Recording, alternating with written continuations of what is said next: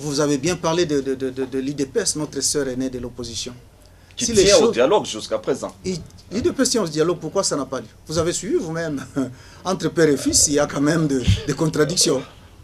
Je ne voudrais pas ici donner l'impression que ça constitue c'est un problème de formule, mais le fond reste le même. Non, mon cher ami. Je suis sûr et certain que pour que l'UDPS puisse aller à ce dialogue, dans sa façon, dans cette façon, dans la manière dont il est conçu, et disons, il est conçu ce dialogue, nous risquons d'attendre longtemps. Et dans l'entretemps, ça équivaudrait quelque peu à rendre fertile le Sahara à l'aide d'un arrosoir. Ce qui est pratiquement impossible. Ce que je voulais vous dire, c'est quoi? Le dialogue tel que réclamé par l'UDPS et le dialogue tel que Kabila Joseph, notre président, chef de l'État, le veut, ça fait la nuit et le jour. Ça fait deux choses diamétralement opposées. Tenez-le pour dit. Ça fait deux choses diamétralement opposées. Ce n'est pas la même chose. Le dialogue de l'UDPS, vous savez, ça tire son origine dans l'accord cadre d'Addis Abeba. Et vous connaissez, je vous dispense de toutes ces exigences, tout ça. Et sous l'égide de la communauté internationale. Mais ici, d'autre part, c'est un dialogue, comme je le dis, où on veut pratiquement amener tout le monde, absolument, que vous le vouliez ou pas. Vous avez même suivi le discours du chef de l'État qui était pratiquement offensant. Un discours, tout au long de ce discours, c'était plein de diatribes. Un discours violent même. À un moment donné, vous dites, si vous ne voulez pas, il est resté peut-être qu'à nous foutre en prison, nous tous de l'opposition. Donc, si nous n'acceptons pas de dialoguer. Non, c'est ce que je vous dis, que tout à l'heure, que ces dialogues, donc quand même, le chef de l'État est favorable que ça puisse être sous la facilitation de la communauté internationale. Il y a même des noms qui ont été Est-ce qu'il a changé ce qu'il avait dit? Vous savez ce qui a amené nos amis de l'IDPS? J'ai beaucoup de respect vis-à-vis de ce parti, du président Tshisekedi.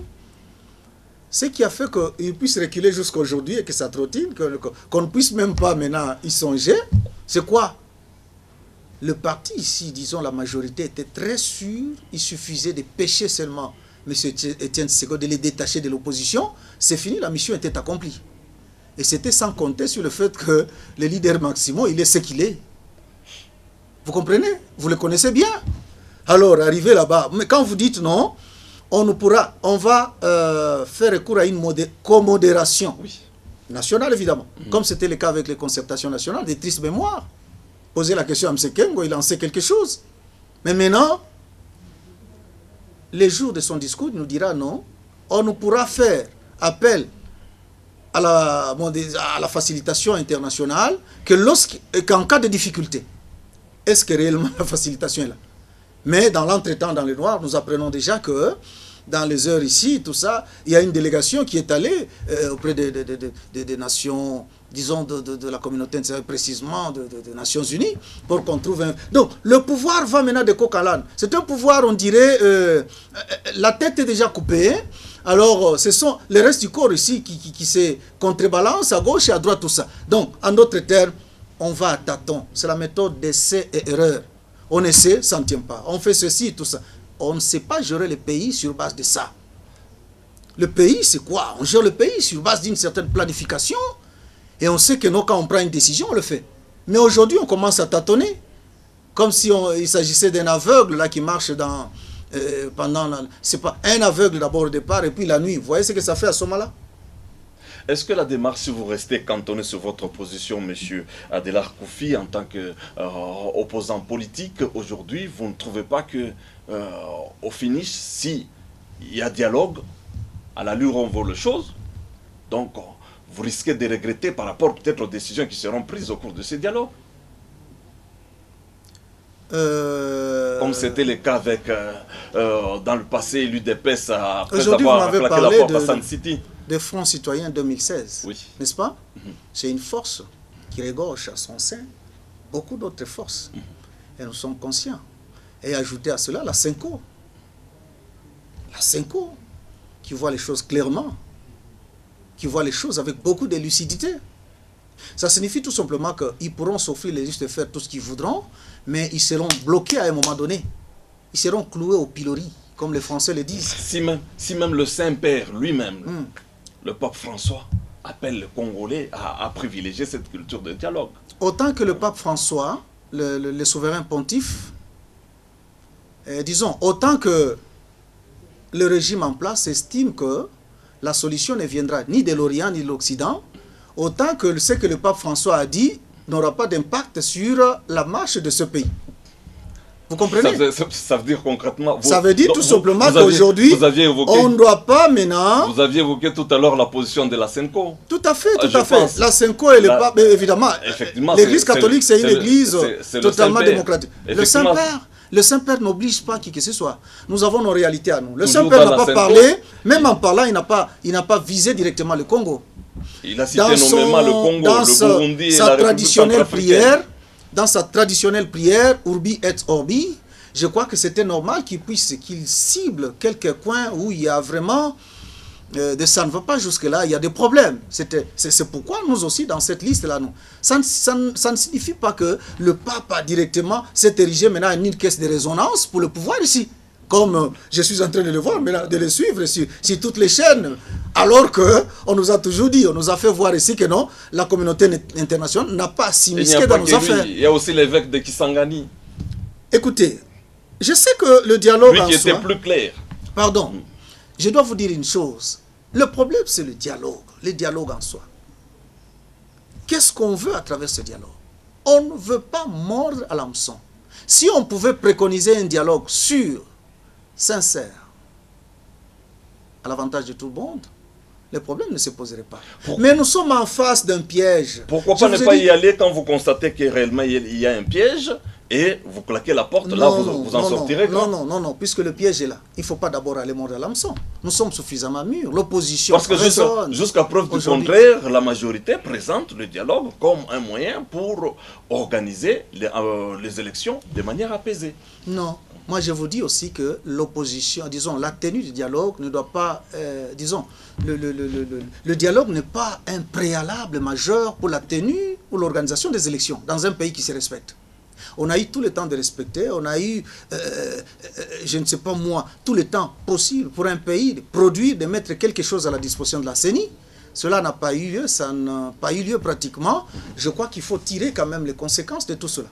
Un gouvernement responsable aurait pu le faire à temps, plutôt que de chercher maintenant à réunir les gens pour essayer maintenant de cautionner cette glissade. Ça, on ne peut pas accepter. Nous attendons dès qu'il sera l'heure. C'est un peu comme quelqu'un qui dort et qui se dit à minuit, top, je dois prendre mon avion pour aller ailleurs quelque part. Alors vous dormez, vous faites des insomnies, vous dites non, voilà, absolument, il faut à telle heure, tout ça. Nous avons les yeux rivés sur l'échéance telle que définie par la Constitution. C'est ce qui intéresse plus d'un Congolais aujourd'hui. Le reste, non. Vous savez, aujourd'hui, mon frère, les Congolais n'attendent que ça. Ces Congolais meurtris, déconsidérés, qui vit aujourd'hui avec 1,25, donc le seuil de pauvreté revient à 1,25 $ par jour et par personne. Mon cher, visitez un peu les maisons. Je crois que visitez les gens pour que vous puissiez vous rendre compte que non, en tout cas, il faut que les choses changent. Oui, héritier Maïla. Alors, monsieur Adelar Koufi, je vous ai très bien suivi et là, je suis tenté de donner raison au président de la République qui a dit que ceux qui ne veulent pas participer au dialogue, ils complotent contre la République. Est-ce que ce n'est pas le cas, finalement? Celui qui complote contre la République, c'est celui qui organise un dialogue teinté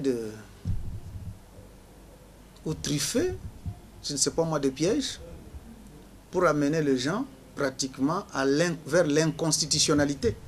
C'est celui qui complote contre la République. Mais il dit quand même clairement tout... Est-ce que, monsieur Héritier, le dialoguer, c'est obligatoire?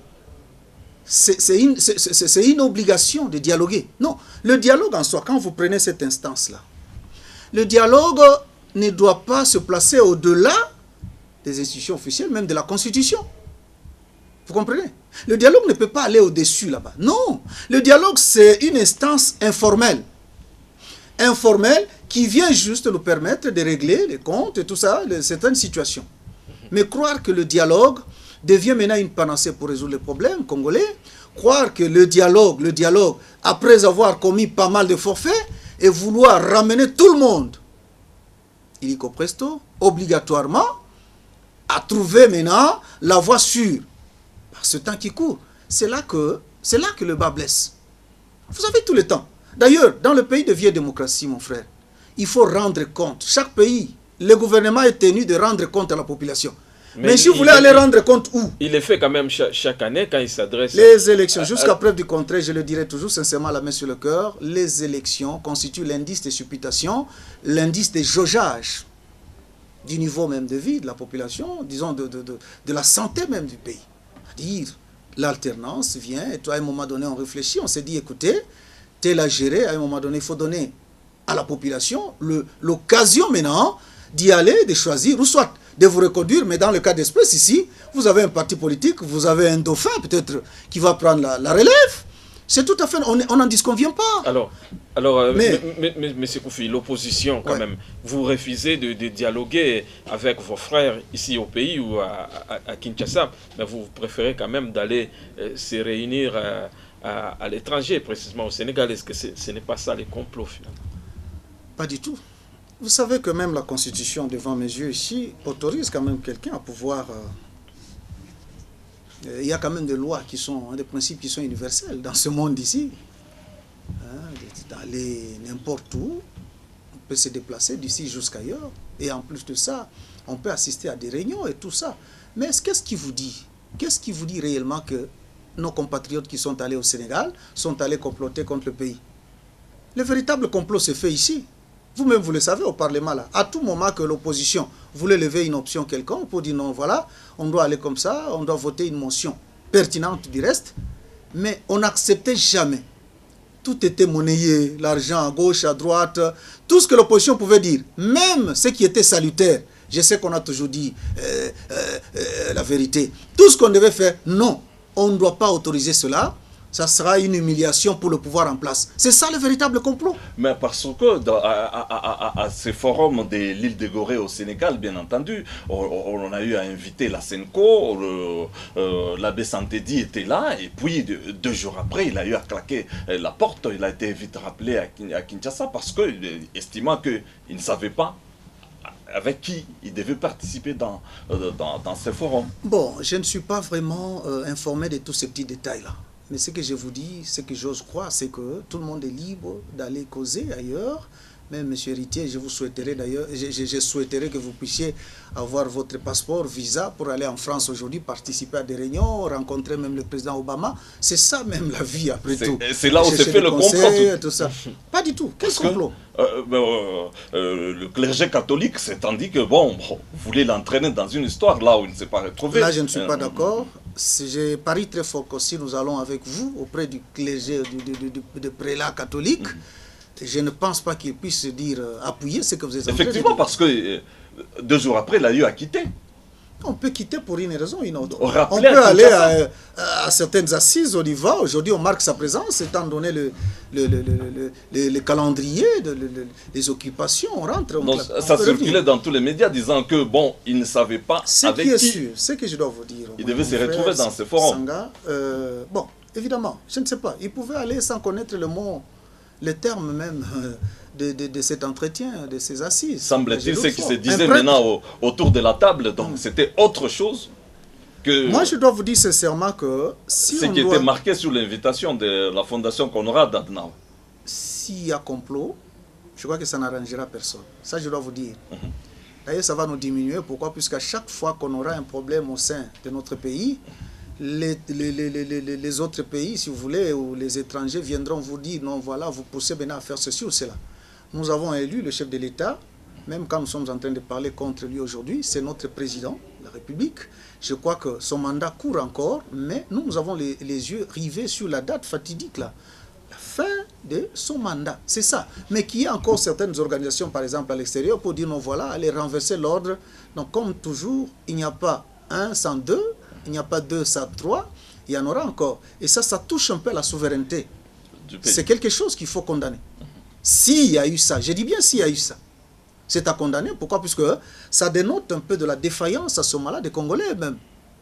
Vous comprenez? Or, nous-mêmes ici, nous sommes prêts, nous nous battons bec et ongle pour que, à la fin, qu'il y ait alternance au sommet de l'État. Voilà ce que je pourrais vous dire. Mais qu'il y ait quelqu'un d'autre, qu'il y ait quelqu'un d'autre pour m'influencer, pour me demander de marcher contre ceci, ou de faire ceci, de tuer, là je m'inscris en faux. Où est ma personnalité à ce moment-là? Où est mon patriotisme à ce moment-là? Bien, merci Monsieur Adelar Koufi. Nous sommes arrivés à la fin de ce magazine, me signale la réalisation. Donc dans pratiquement 30 secondes, on retient quoi? Dans 30 secondes, je voudrais tout simplement dire au peuple qui nous suit que le dialogue tel qu'il est conçu, et là ça se demande maintenant avec insistance, il faut que tout le monde y participe, c'est un dialogue qui ne vaut pas son pesant d'or. Ce dialogue aurait pu peut-être avoir lieu bien avant, mais dans juste ce que, selon ce que l'accord cadre avait tracé, ce qui n'est pas le cas aujourd'hui. Ça, c'est un dialogue truffé, comme je ne cesserai jamais de le dire, de beaucoup de pièges. Un dialogue où on veut absolument appuyer un pouvoir qui est à la fin pratiquement de son mandat, qui est à la porte de sortie. Or, le peuple a besoin d'une seule chose. La seule chose, je le dis sans embâche ni contrefaçon, c'est quoi? C'est l'alternance au sommet de l'État. C'est un vent qui a amené Kabila au pouvoir, et c'est toujours ce vent-là qui va faire partie Kabila du pouvoir. Merci bien, Monsieur Adelar Koufi. Je rappelle à nos téléspectateurs que vous êtes cadre de l'opposition politique en République démocratique du Congo. Jusqu'alors, vous êtes indépendant. Oui, Héritier Maïla, fin de ce magazine. J'ai dit merci à tous ceux qui nous ont suivis ce soir. Également, merci à M. Adelar Koufi pour sa première participation dans ce magazine. Tout le plaisir pour moi. Merci bien, mesdames, mesdemoiselles et messieurs. Nous sommes arrivés à la fin de ces magazines. Merci à toute l'équipe technique qui nous a accompagnés. Restez en compagnie de vos programmes. On se retrouve à la prochaine. Au revoir.